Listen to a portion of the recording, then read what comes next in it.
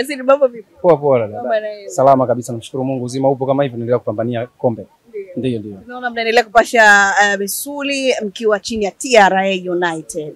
Mnazungumziaje TRA msimu huu, namna ambavyo mnajiandaa na kambini, mnaijua vizuri?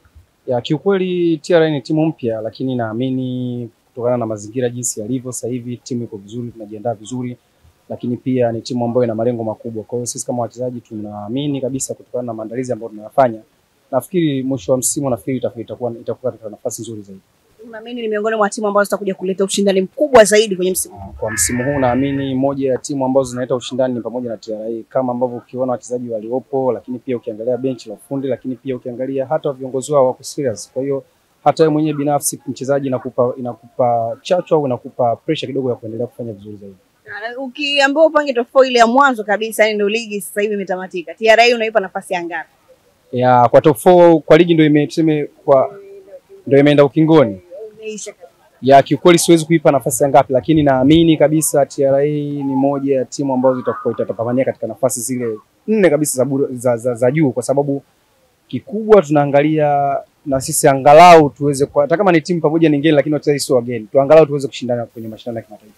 Pengine sare za awali kwa mchezoni? Hapana, ligi bado ni mbichi, ligi bado ni ngeni sana, kwa sababu ligi ndio tumeanza. Kwa sababu ukiangalia sare zetu sisi, moja tumedraw nyumbani, moja tumedraw away, bado sare ni nzuri. Kwa hiyo kikubwa sisi ambacho hatujakipata kwa sasa hivi ni kufungwa na kushinda. Kwa hiyo na sisi lazima kikubwa tushinde. Tukiwa tushinde ili tuweze kukaa kwenye mstari. Yeah.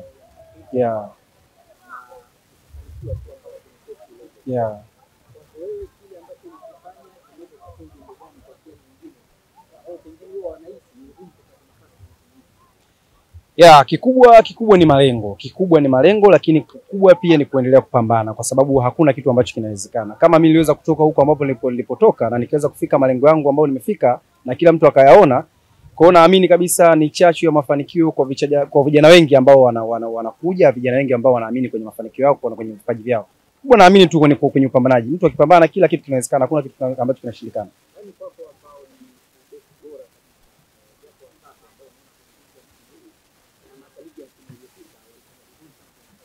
Kiukweli bwana, mafulbeki kwa sasa hivi wako wengi sana wazuri, lakini hapo ananipa mtihani kidogo. Lakini kwa sasa kwa uchache tu, kwa kuangalia mafulbeki wa sasa ambao wanacheza vizuri sasa, kwa ambavyo unavyoona, yuko fullbeki, yuko kama Shabalala kwa kwanza, yuko Mohamed Hussein Shabalala, lakini pia yuko Bryson David ambaye yuko JKT, lakini pia yuko Pascal Msindo na wengine wengi tu ambao wanafuatilia kwenye ligi za Kitanzania, wengi naangalia ni vijana wazuri.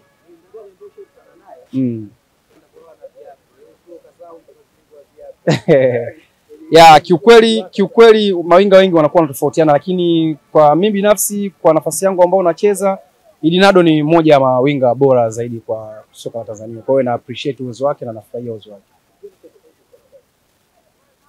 Ya kiukweli ni mchezaji ambaye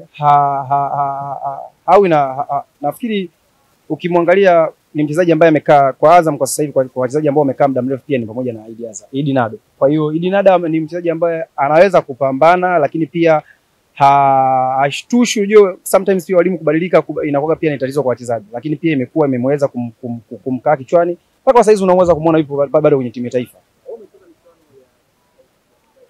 Ya ni kweli.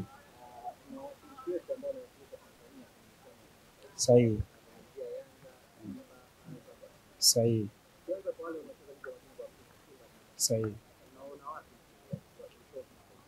Ya kikweli bado ligi iko nafasi za chini kwenye stage za chini, lakini naamini kwa uwezo wa Simba pamoja na Yanga, unajua ni timu kubwa na tayari zishakuwa na confidence kubwa kwenye mashindano haya. Naamini kabisa bado nafasi zao ni zile, bado tunatamani tuone zaidi ya nusu finali. Naamini Singida pia ukiangalia kwa upande wa Singida na Azam kidogo wana experience kidogo ya kumzidi Singida, lakini pia Singida unaona kaja kwenye mashindano ya kimataifa, lakini pia ameweza kuleta chachu kwenye mashindano haya. Kwa hiyo ni moja pia ya klabu ambazo tunaziona zikifika mbali kwa msimu huu wa mashindano ya kimataifa. Asante sana.